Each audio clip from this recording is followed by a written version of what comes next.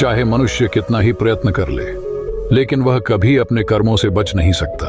जैसी करनी वैसी भरनी, यह वाक्य तो आपने सुना ही होगा। अर्थात जैसे आप कर्म करोगे वैसा ही आपको फल भी प्राप्त होगा। लेकिन मेरा एक प्रश्न है, क्या आप इस बात पर यकीन करते हैं कि जैसा आप कर्म करें वैसा ही आपको फल भी मिलेगा? अब आप में से अधिकतर लोगों के मन में यह प्रश्न जरूर उठ रहा होगा, क्योंकि इसमें पूछने वाली बात क्या है? यह तो सत्य ही है कि जैसे हम कर्म करेंगे वैसा ही हमें फल भी मिलेगा। लेकिन एक बार के लिए आंखें बंद करके अपने आप से यह प्रश्न कीजिए, देखिएगा कि आपको इस प्रश्न का उत्तर स्पष्टता से नहीं मिल पाएगा। कहीं ना कहीं आपके मन में एक संशय जरूर होगा कि क्या यह बात सच है या झूठ। दोस्तों, आज इस कहानी से हम समझेंगे कर्मों का खेल, आखिर अच्छे कर्मों का फल अच्छा और बुरे कर्म का फल बुरा कैसे होता है। बहुत समय पहले की बात है, किसी गांव में एक बहुत ही ज्ञानी पंडित रहता था। एक दिन वह अपने बचपन के दोस्त से मिलने के लिए दूसरे गांव में जा रहा था। उसका वह दोस्त बचपन से ही गूंगा और एक पैर से अपाहिज था। उस पंडित के गांव से उसके दोस्त का घर काफी दूर था। वहां जाने के लिए बीच बीच में कई सारे छोटे छोटे गांव पड़ते थे। पंडित रास्ते में अपनी धुन में चला जा रहा था। चलते चलते उसकी मुलाकात एक व्यक्ति से होती है। रास्ते में उसे एक आदमी मिलता है जो ऐसा लगता था कि वह किसी का इंतजार कर रहा था, और वह भी पंडित के साथ चलने लगता है। उस आदमी को देखकर पंडित बहुत खुश हो जाता है। उसने सोचा, चलो अच्छा हुआ, साथ साथ चलने से उसका सफर आसानी से कट जाएगा। बात की शुरुआत करने के लिए उस पंडित ने उस व्यक्ति से उसका नाम पूछा, तो उसने अपना नाम धर्मराज बताया। पंडित को यह नाम कुछ अजीब सा लगता है, लेकिन उसने नाम के विषय में कुछ और पूछना उचित नहीं समझा। दोनों धीरे धीरे साथ में चल रहे थे। तभी रास्ते में एक गांव आता है। गांव का प्रवेश द्वार आते ही धर्मराज ने पंडित से कहा, तुम आगे चलो, मुझे इस गांव में एक काम है, मैं तुमसे आगे मिलता हूं। पंडित ने कहा, ठीक है। वह आगे रास्ते में चल देता है। कुछ देर बाद उस गांव में खबर फैली कि एक व्यक्ति को सांड ने अपनी सींग में फंसाकर मार दिया है।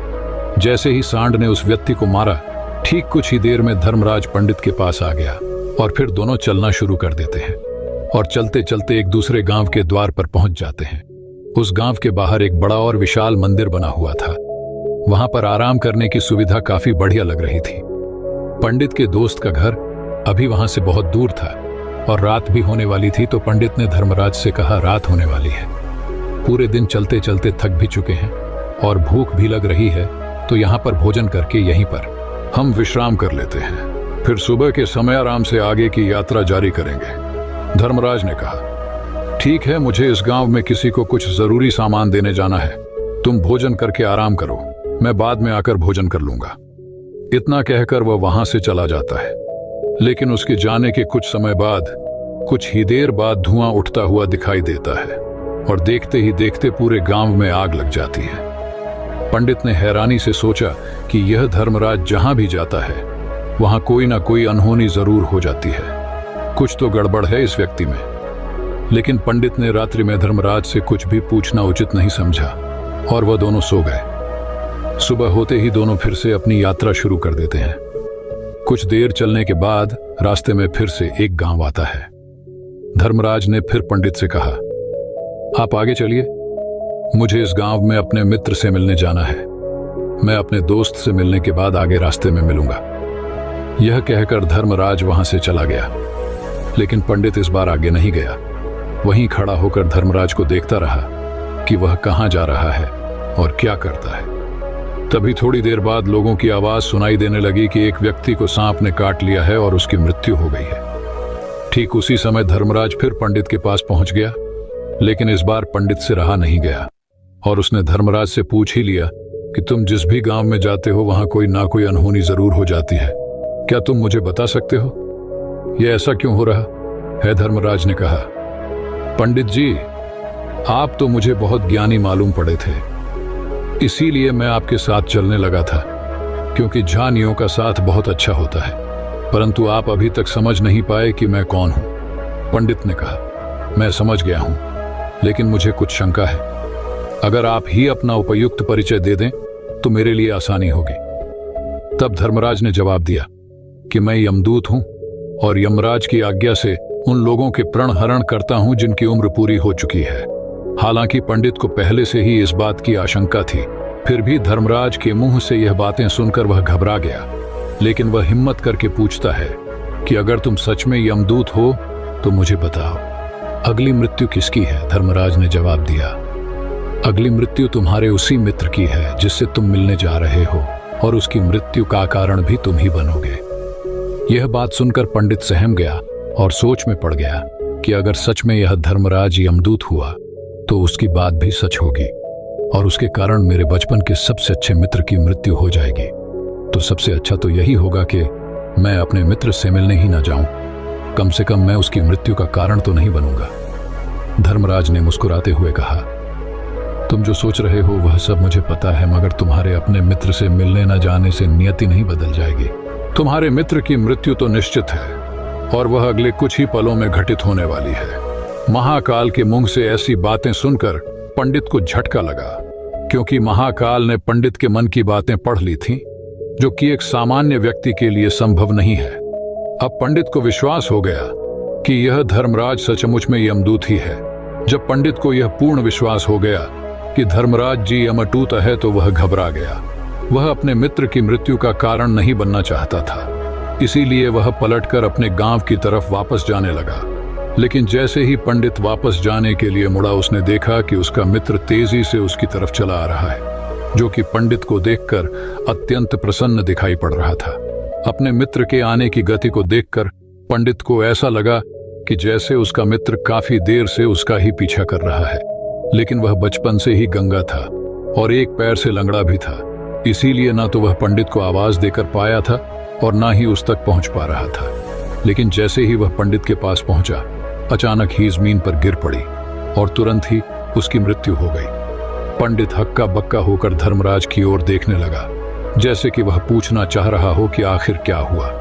धर्मराज पंडित के मन में उठ रहे प्रश्नों को समझ गया और बोला, तुम्हारे मित्र ने पिछले गांव में ही तुम्हें देख लिया था और वे वहीं से ही तुम्हारा पीछा कर रहा था, लेकिन गूंगा और लंगड़ा होने की वजह से वह तुम तक नहीं पहुंच पाया। उसने अपनी पूरी ताकत लगाकर तुम तक पहुंचने का प्रयास किया, लेकिन बुढ़ापे में बचपन जैसी ताकत नहीं होती, इसलिए दिल का दौरा होने के कारण उसकी मृत्यु हो गई, क्योंकि वह तुमसे मिलने के लिए अपनी सीमाओं को तोड़कर तुम्हारे पीछे भाग रहा था। इसलिए अपने मित्र की मृत्यु का कारण भी तुम ही कहलाओगे।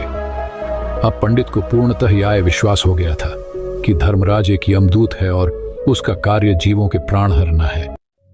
लेकिन पंडित एक ज्ञानी व्यक्ति था, वह यह भी जानता था कि मृत्यु पर किसी का वश नहीं है, सबको एक ना एक दिन मरना ही है। यही सोचकर उसने अपने आप को संभाल लिया।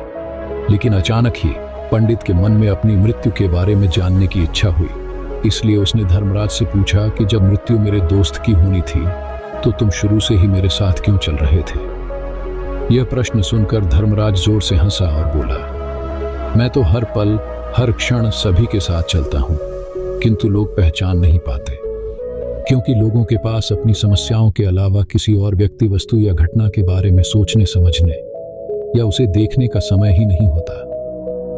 पंडित ने कहा, तो क्या तुम यह बता सकते हो कि मेरी मृत्यु कब, कहां और कैसे होगी? महाकाल ने कहा, हालांकि किसी भी सामान्य जीव के लिए अपनी मृत्यु के बारे में जानना ठीक नहीं है, क्योंकि कोई भी जीव हो या जानकर वह अपनी मृत्यु के बारे में जानकर बहुत दुखी हो जाता है। और तुमने जिस तरीके से अपने मित्र की मृत्यु को सहन कर लिया है, उसे देखकर लगता है कि तुम अपनी मृत्यु के बारे में जानकर भी दुखी नहीं होंगे।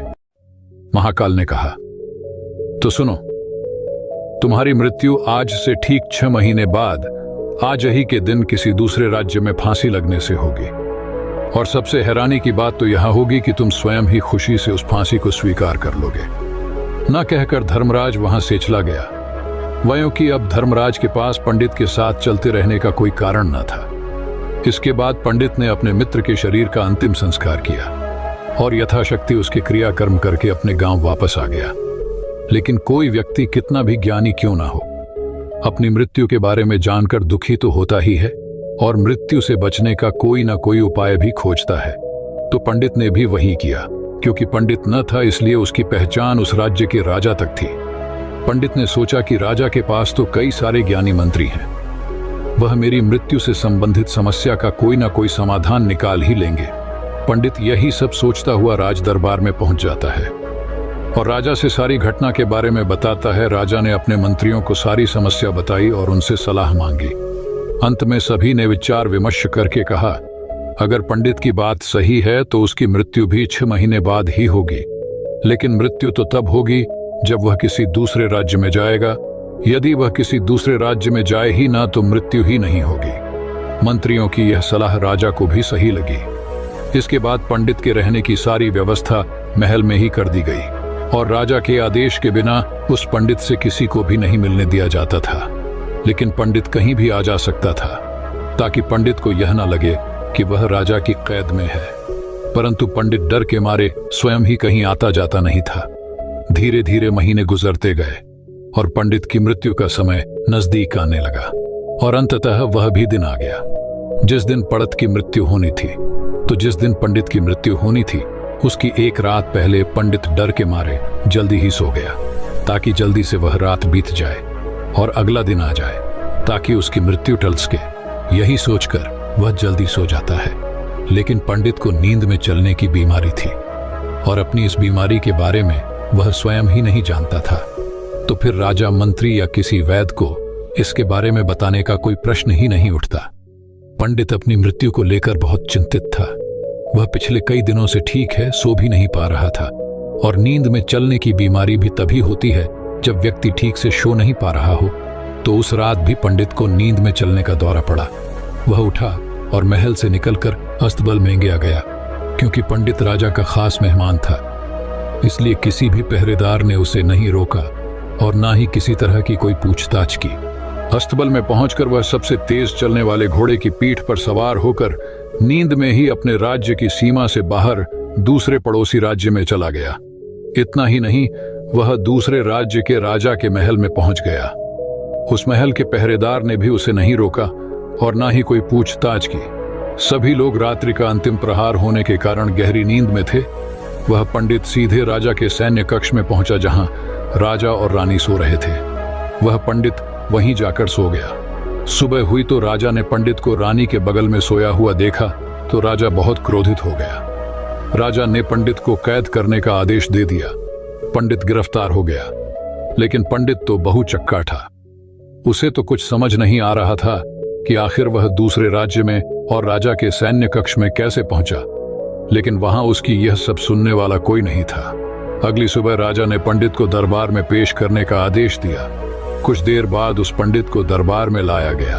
पंडित को देखते ही राजा इतना बबूला हो गया कि उसे फांसी पर चढ़ा देने का हुक्म सुना दिया। फांसी की सजा सुनकर पंडित कांप गया, लेकिन फिर भी थोड़ी सी हिम्मत जुटाकर राजा से बोला, महाराज, मैं नहीं जानता कि मैं राजमहल तक कैसे पहुंचा।